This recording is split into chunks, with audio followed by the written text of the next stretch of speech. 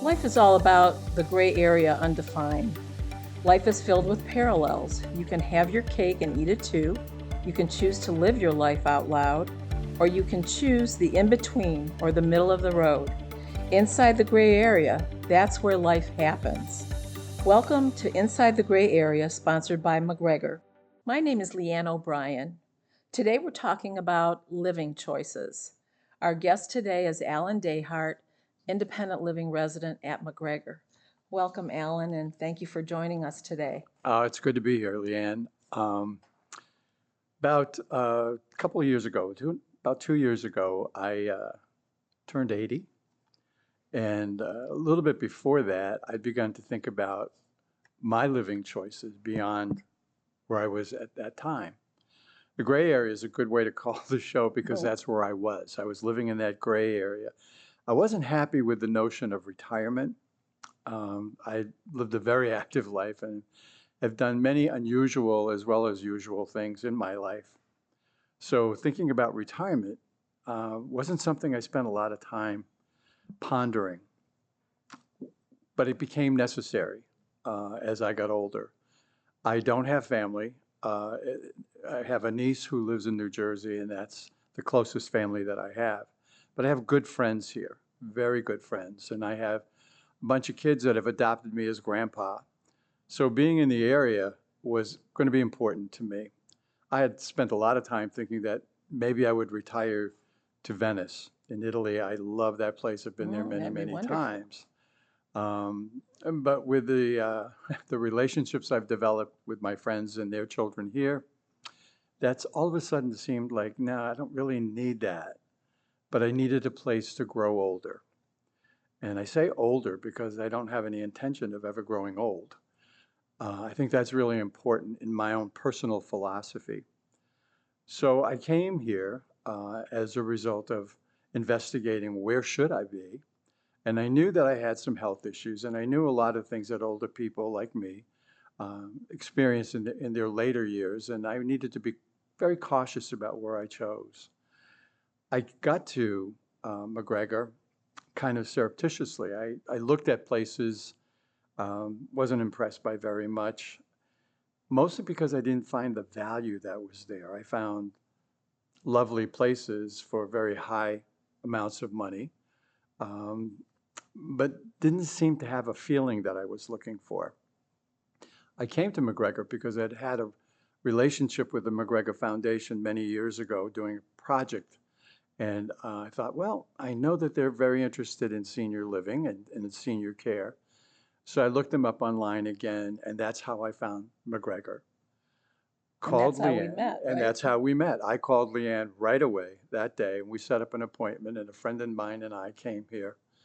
Uh, I, she showed me two vacant apartments at that time. One was not quite finished yet and would be available later down the road, but it's the one I felt the most comfortable in. It just seemed to wrap itself around me, and I really liked that.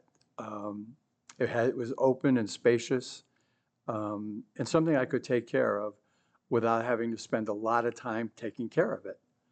The place is beautiful. The grounds are, I can't even describe them. You got to come and see, but they're beautiful. I spent a lot of time walking these grounds, and I never see it the same way twice. So I'm very happy being here, but I'm very happy and very content knowing that as I grow older um, and my needs increase, I don't have to move again. I'm here, and I can move where I need the care right here within these grounds. It's all here. And that was what was important to me. My friends are very dear to me, and I know that I'm dear to them. But it became very important to me that neither my friends nor I felt like they were going to have to take care of me. Now, I want to qualify that. They're always going to be there for me, and I know that. But I need to do the very best that I can do to not make that burdensome, to keep our relationship where it is right now for as long as I can. And I think that's the thing that struck me the most, Alan, when I first met you, was we've had this conversation before that um, individuals never think about forward thinking of their life in the future. So yeah, I think as we've talked before, You think about where you're going to go to college, when you're going to graduate and with what degree, when you're going to get married, when you're going to have children, maybe even where you're going to end up living. But we know the inevitable happens to all of us, It right? sure does. But for the ones that go into it proactively, like you have, and make those decisions in advance, make those choices, Yeah, be fully invested in themselves, seem to have so much better quality of life than the ones that fight it, kicking and screaming. And it also helps to, as you're mentioning, maintain those relationships with friends, with family. The tough decisions are made by the individual, they're out of the way. So everybody has a roadmap, everybody knows what the plan is, and the ultimate goal is to enjoy life, right? absolutely.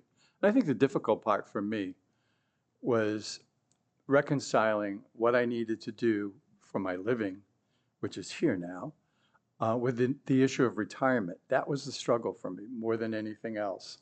I didn't want to retire. I didn't feel like I was going to retire, but I knew I had to think about slowing down. And so as I thought about slowing down, I kept saying, why? Why do I need to slow down? Why can't I be the person that I am right now? How much is going to change for me? And I think for the first time in my life, because I've been pretty adventuresome with the things that I've done, this was an adventure I wasn't terribly willing to get engaged with. Sure. Um, I thought that, well, I could come here and, have a full-time job somewhere and it's independent living. And as I've stayed here longer and longer and longer, I like the idea of less working hours, more volunteering, more fun, because boy, that's important to me, and I'm sure it's important to everybody. Um, those things became real clear to me that once I settled down, made the plan, then I need to settle in. And in settling in, I haven't had to give up very much. And I've gained a lot. I've gained in getting around Cleveland more, knowing where people need volunteers and what I could do, matching my skills to what was needed. So you're And essentially growing with I the sure am. I organization, sure am. Yeah. right? It's like making a boomerang turn. I thought I was heading in a particular trajectory and I wasn't liking it. But once I settled in here, I was back into what I remember as the old self, except I had more choices available. Mm-hmm. When you're working and you're doing things, you're committed to the work and then getting home and seeing friends occasionally. And I thought retirement was going to be getting rid of all of that and sort of living an isolated life. And that has not been the case at all. Definitely a second act, right? Yeah, you bet. An I think encore, I'm if on you my will. third or fourth act. I'm not really sure. But bring it on. Bring it on. And this is a good place to do that. What was the best thing about having these choices, about having a campus like McGregor that offers a continuum? I always like to say, for all the seasons of your life, which is kind of a line I like to use. But what was the best part of that, or is the best part of it? Oh, the best part of that for me is real clear. I don't have to think about it now. It's already decided. It's already planned. Everybody in my life who loves me knows what the plan is. They're all a part of it. So that part of my life is it's almost on automatic.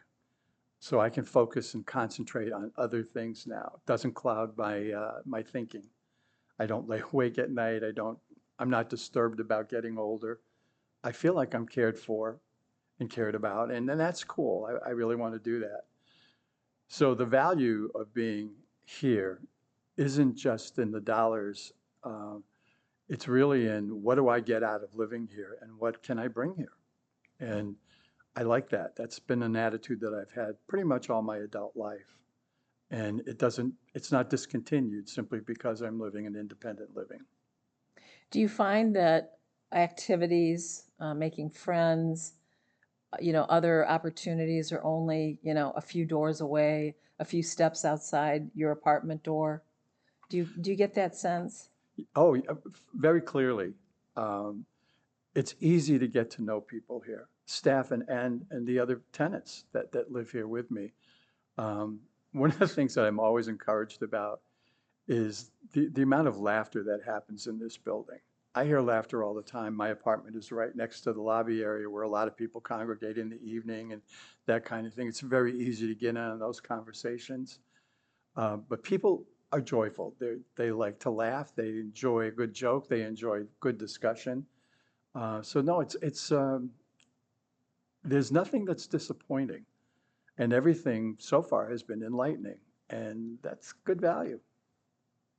Yes, our organization definitely has a storied legacy. Boy, that's for We've sure. been around for 147 years now this year.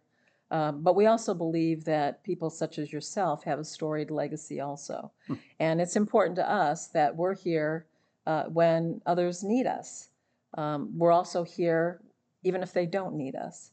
So when that time comes and they've got that bump in the road, we're here to help. But when they're independent and living their best life and making friends and maybe still are driving, they hop in their car and take off during the day, and we may not see them until supper time That's when they me. come back. That's me. And that's okay too. Yeah, That's fine too, because you want to not only stay engaged within the community but have access to things externally. yeah. I have a commitment to spend 4 hours a day at least off campus, outside, out somewhere in the community, whatever, but at a minimum of 4 hours a day, 7 days a week. The rest of the time, I'm here.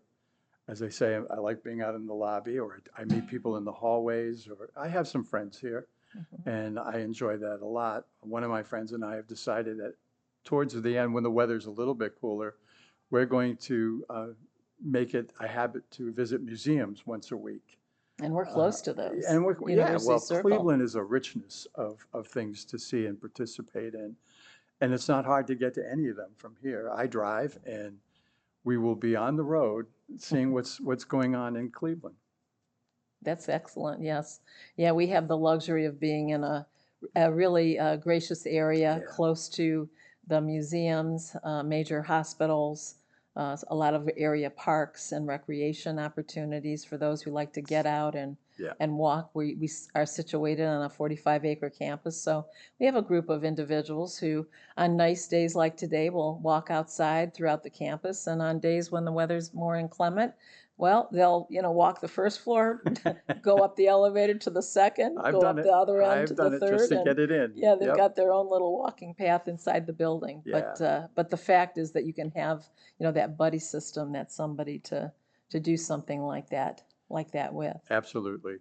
And I really do enjoy sitting alone and meditating. And there's plenty of places to do that. This campus is really almost designed for it, really. So it really meets that need for me as well. Hmm. Um, like I said, I haven't found anything to complain about yet. Mhm. I know you said that you don't have any immediate family. Certainly there's a lot of individuals that come to McGregor that do have family. And, we see both sides of the situation.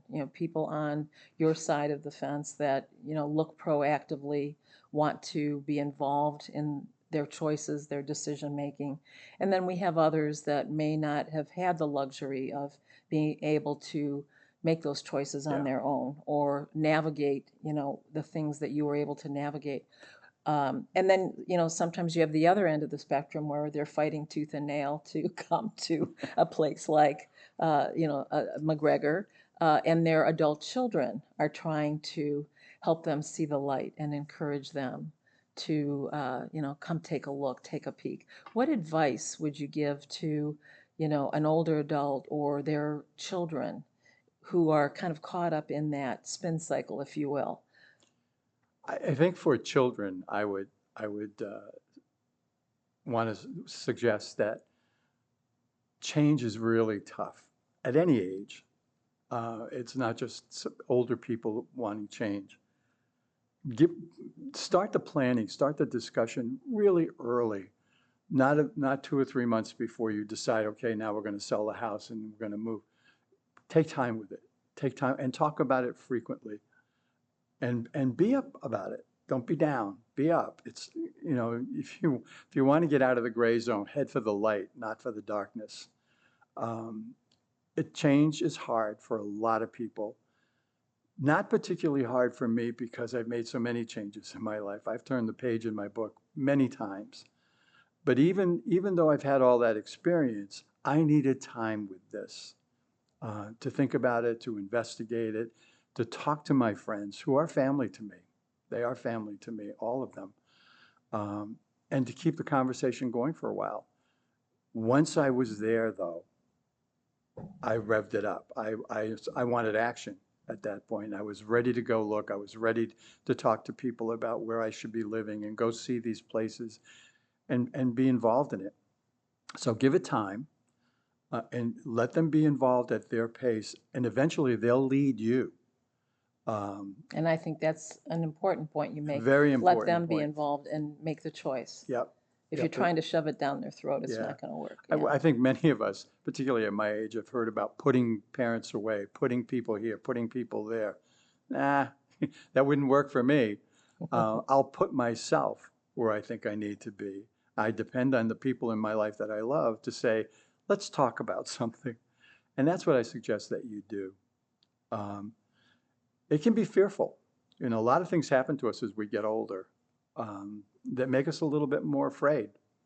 And I think the way I would approach that with somebody else, and as actually I have, is to say, let's talk about what you're afraid of first.